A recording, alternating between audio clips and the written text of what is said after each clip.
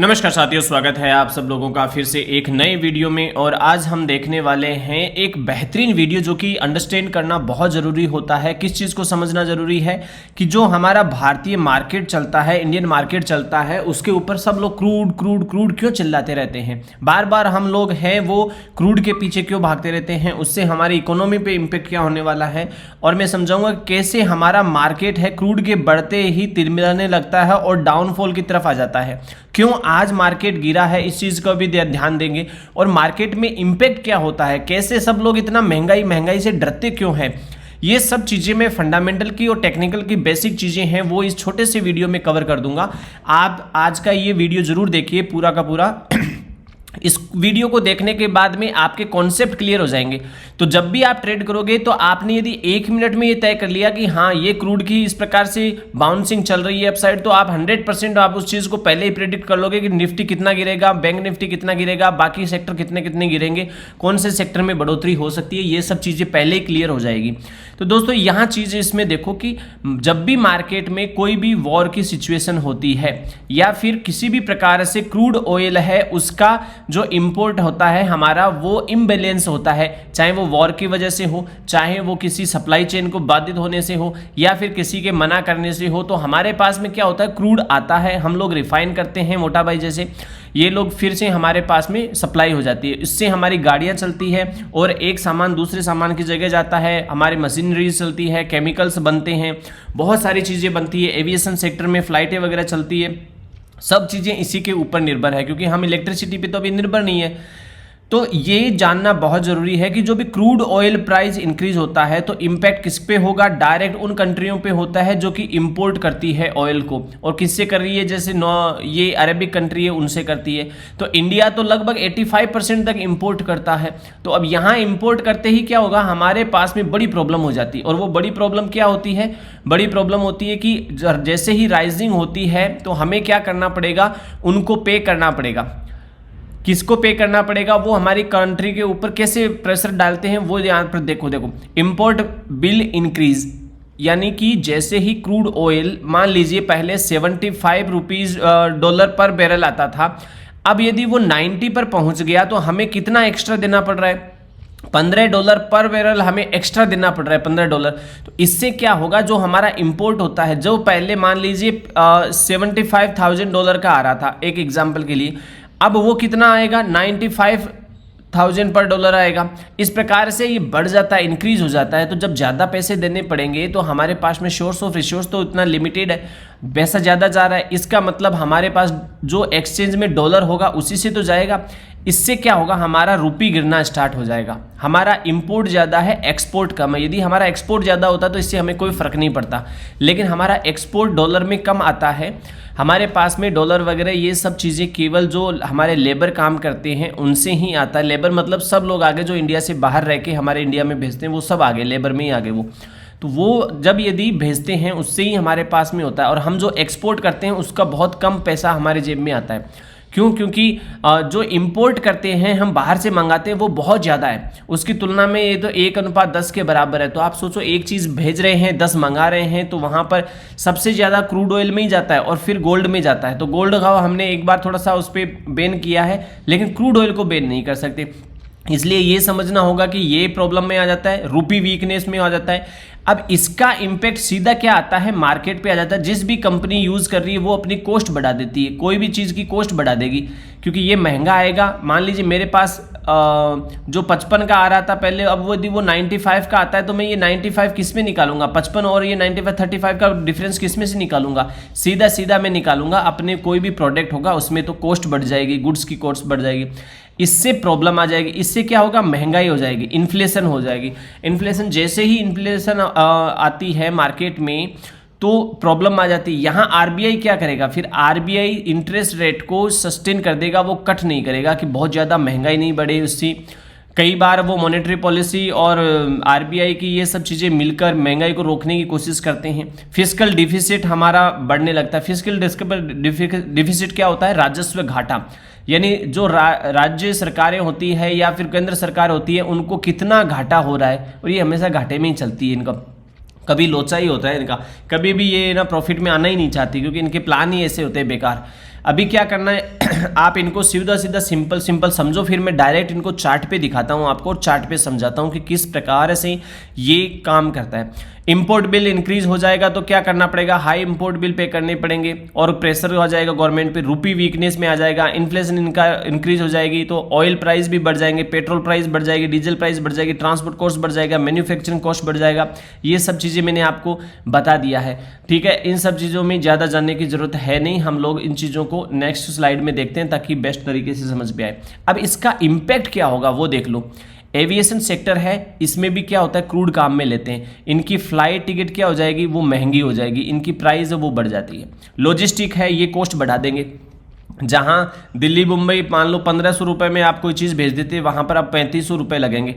तो 3500 रुपये लग रहा है तो जो चीज़ जेब से थोड़ा ना देगा, जो हर चीज़ हम खरीद रहे हैं तो उसी में तो कॉस्ट इंक्लूड करेंगे, तो उसकी भी प्राइस बढ़ जाएगी। ऑटोमोबाइल सेक्टर में बढ़ जाएगा। पेंट सेक्टर किससे बनता है, उसमें क्या मिलता है, सारा का सारा ऑयल मिलता है, वो ऑयल ये महंगा हो जाएगा जिसको भी पेंट करना है और करना है। सीमेंट सेक्टर में भी केमिकल क्रिएशन होता है, वो भी बढ़ जाता है। इसके अलावा भी बहुत सेक्टर है, जैसे टायर है, ट्यूब है, और जहाँ जहाँ ऑयल काम आता है वहाँ वहाँ सब चीज़ों में, हमारा हेयर ऑयल है, इन सब में ऑयल ही काम आता है। खाने का ऑयल है वो भी महंगा हो जाएगा क्योंकि उसमें भी मिक्सअप किसको किया जाता है, पाम ऑयल, ये ऑयल, फलाना ऑयल। नेचर के नाम पे कि हम नेचुरल ऑयल मिला रहे, कुछ नहीं मिलाते, ये सब फर्जीवाड़ा होता है। ये सारे के सारे वही चीज़ें मिलाते हैं जो हमारे को नहीं खानी है, इसलिए वो भी इंक्रीज हो जाता है। जबकि अभी देखो खाने के तेल पर महंगाई क्यों आई, खाने का तेल क्यों महंगा हो गया, उस पर तो कोई लॉजिक ही नहीं है। किसानों के पास से सरसों आ रही है, वहाँ से थोड़ा सा महंगा होना चाहिए, लेकिन 30 रुपये बढ़ गए।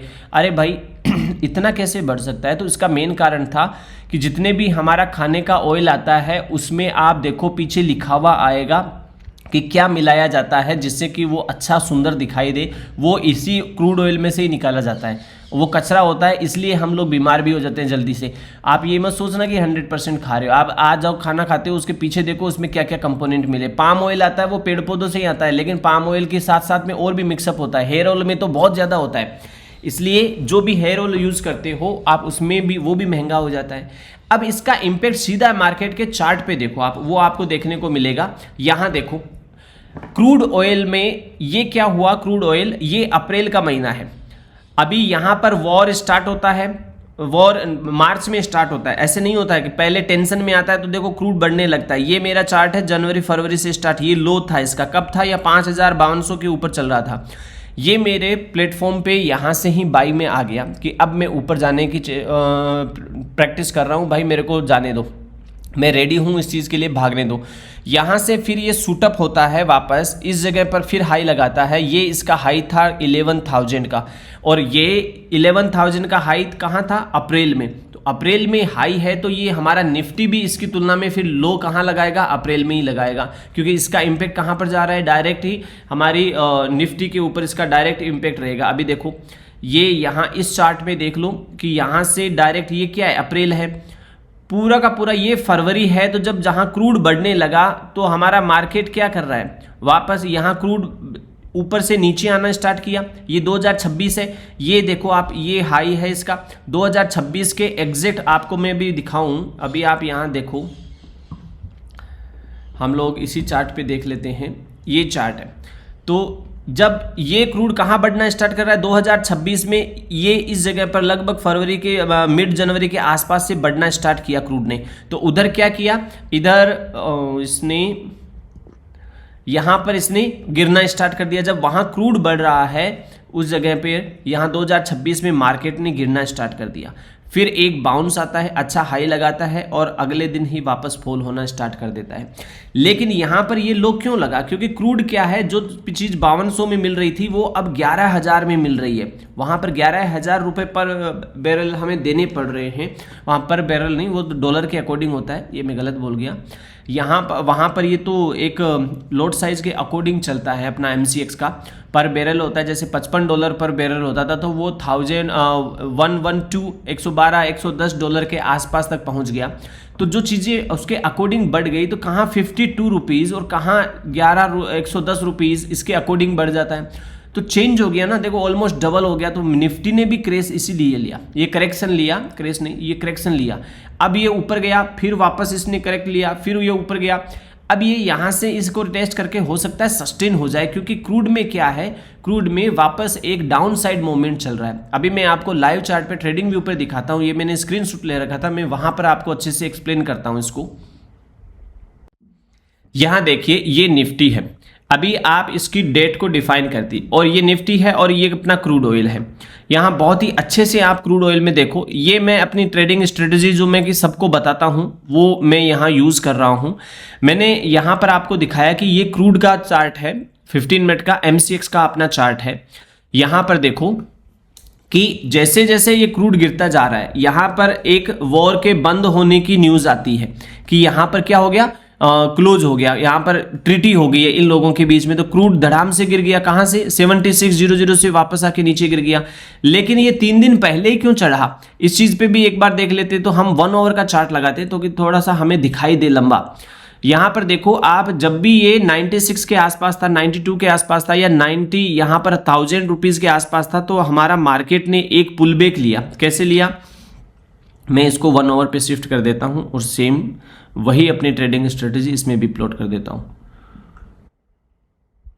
यहां देखो ये डेट कौन सी है, नीचे देखो आप, यहां पर इस डेट को देखो, ये डेट क्या है, यहां पर आप, ये क्रूड का लेवल है 10,250 रुपए, ठीक है। यहां पर है 21 मई है, ये मई। तो अब यहां से इसने क्या लिया है, रिवर्सल लिया है, क्रूड नीचे आ रहा है, तो इसका मतलब निफ्टी ऊपर जाना चाहिए। चलो निफ्टी में देखते हैं अब यहां पर, तो 21 मई के आसपास तक क्या है, 20, ये रहा मई, 20, ये रहा 21, ये 21 मई है। यहां से वापस इसने बाउंस लेना स्टार्ट किया और फिर ऊपर जाके वापस नीचे आया है और फिर ऊपर गया है। अब ये ऐसे लेवल चल रहा है निफ्टी में, तो आप यहां पर देखो कि साफ साफ इंपैक्ट होता है, साफ साफ इफेक्ट होता है किसका, क्रूड ऑयल का। लेकिन क्रूड हमेशा नहीं बढ़ता है, इस चीज को भी आप ध्यान रखना। क्रूड हमेशा कभी नहीं बढ़ेगा, क्रूड बढ़ने का एक लेवल होता है। जब क्रूड बढ़ता है तो गोल्ड घटेगा। अब मैं यदि यहाँ पर ये आपको दिखाई दे रहा है क्लियरली, तो अब यहाँ पर देखो क्रूड बढ़ गया, तो अब यहाँ पर क्या होगा, गोल्ड घट जाएगा। तो गोल्ड का चार्ट दिखा देता हूँ। कमोडिटी में एक ही चीज ऐसी होगी जो चलेगा हमेशा, सब चीजें नहीं चलेगा। ये कमोडिटी का फ्यूचर है, ये कमोडिटी का फ्यूचर है 2025 से, लगातार 2025 के शुरुआत से, यहाँ पर 2025 के जनवरी से मेरे प्लेटफॉर्म पे क्रूड, ये गोल्ड है वो बाइंग में था। उसके बाद में कहीं भी देखो सेल नहीं आया, कहीं भी सेल नहीं आया, यहाँ जाके सेल आया। कितने पर, कोई चीज़ यहाँ से 80,000 रुपये से लेकर स्टार्ट होती है और वो 1,50,000 रुपये पे आके एग्जिट देती है, ऊपर जाता है, एक 80 पर टच करता है और नीचे चल के यहाँ पर एग्जिट मारता है। तो यानी कि लगातार यहाँ बढ़ जाता है। तो अब हम देखेंगे कि वही मार्च अप्रैल, अब मैं इसको खींचता हूँ, लंबा करूँगा तो यहाँ अप्रैल आ जाएगा, एक ही बात है। तो अप्रैल में जब क्रूड ऊपर जा रहा है तो ये नीचे आना स्टार्ट कर देता है। आप इन सब चीज़ों को कोरिलेशन में समझो, एक एक चीज़ों को समझो कि किस प्रकार से काम कर रहा है। देखो ये अप्रैल का सेशन है, तो यहाँ ऊपर से नीचे आ जाता है गोल्ड, और उधर हम क्रूड को देखते हैं तो क्रूड मार्केट है वो वहाँ पर इंक्रीज कर जाता है अप्रैल के अंदर। हमने क्रूड में देखा तो अप्रैल में देखो, ये 1 डे के चार्ट पे आप देखो, ये अप्रैल का सेशन है, तो यहां से ये टॉप पर बैठा है, अपने टॉप पर लेवल पर बैठा है। तो इस प्रकार से ये एक दूसरे के साथ में इंटरलिंक होता है। तो जब भी आप ट्रेड करो, मार्केट में आप ट्रेड करते हो, तो आप एक बार इनको 15 मिनट के चार्ट के ऊपर लगा के जरूर देख लो। यहाँ पर ये तो मेरी स्ट्रेटेजी दिखाई दे रही होगी। यदि आप ये स्ट्रेटेजी सीखना चाहते हो, लर्न करना चाहते हो, तो नीचे कमेंट करिए। मैंने इसके ऊपर वीडियो भी बनाए हुए हैं, अच्छे मेरे वीडियो बनाए हुए हैं। स्विंग ट्रेडिंग, ऑप्शन ट्रेडिंग, ये सब में काम करती है। कितना अच्छे से बाई सेल सिग्नल दे रही, 2 ही कलर में चेंज हो जाती है, जैसे नीचे चलता है रेड हो जाता है, जैसे ऊपर जाता है ग्रीन हो जाता है। तो आप इसको जरूर देखिए। मेरे वीडियो थोड़े लंबे आते हैं, 20, 25, 30, 40 मिनट के आते हैं, लेकिन सब वैल्यूएबल आएंगे। उनमें एक में भी किसी भी प्रकार का कोई प्रमोशन नहीं होगा, किसी प्रकार की कोई बोगस चीज नहीं होगी। सब के सब एक से बढ़कर एक लर्निंग बेस्ड होते हैं, इसलिए आप उन्हें देखिए, जरूर देखिए, और सब्सक्राइब करना ना भूलिए। हमारी फैमिली का पार्ट बनिए, बेल बटन को प्रेस करिए, ताकि नए लर्निंग से रिलेटेड वीडियो मैं आप तक पहुंचा दूं। मैं एक डिस्क्लेमर दे देना चाहता हूं, मैं किसी प्रकार का कॉल और पुट आपको ट्रेड के लिए नहीं देता हूं, ना ही मैं कोई इक्विटी रिकमेंड करता हूं। मैं मेरे द्वारा किसी प्रकार का इस प्रकार की चीज़ें नहीं की जाती है, इसलिए आप इन चीज़ों से सावधान रहें। मैं केवल इंस्टाग्राम और यूट्यूब फॉलो करता हूँ और उन्हीं को यूज़ करता हूं। आपको यदि मुझे कोई टेक्स्ट मैसेज करना है तो वार्सिटी लोसल हमारा इंस्टाग्राम है, वहां पर आप मुझे मैसेज कर सकते हैं, मैं पर्सनली उस चीज़ को देखता हूं। फिर मिलते हैं नेक्स्ट वीडियो में दोस्तों, नमस्कार।